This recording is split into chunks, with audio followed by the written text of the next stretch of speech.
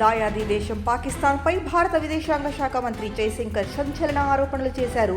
Pahalgam దాడితో Pakistan army chief Asim మునీర్కు సంబంధం ఉందని అన్నారు. పెహల్గాం దాడికి పాకిస్తాన్ నేతల జిహాదీ మైండ్ సెట్ కారణమంటూ ఘాటు వ్యాఖ్యలు చేశారు. కేంద్ర విదేశాంగ శాఖ మంత్రి జైశంకర్ డెన్మార్క్, నెదర్లాండ్స్ పర్యటనలో ఉన్నారు. ఈ సందర్భంగా తాజాగా జైశంకర్ మీడియాతో మాట్లాడుతూ కాల్పుల విరమణ ఒప్పందంపై భారత్, పాక్ మధ్య మాత్రమే చర్చలు జరిగాయి. ఈ ఒప్పందంపై భారత్, పాక్ కలిసి చర్చించుకున్నాయి. ఆపరేషన్ సింధూర్ గురించి భారత్ అనేక దేశాలకు సమాచారం ఇచ్చిందని, అందులో అమెరికా కూడా ఉందని స్పష్టం చేశారు.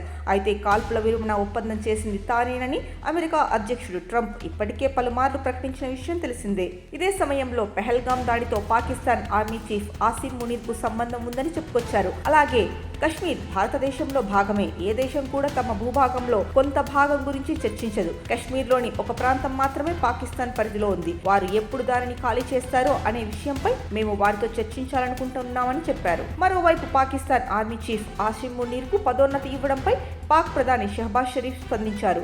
ఆసిఫ్ మునీర్కు ఫీల్డ్ మార్షల్గా పదోన్నతి ఇవ్వడం అనేది పూర్తిగా తన నిర్ణయమేనని షరీఫ్ వెల్లడించారు.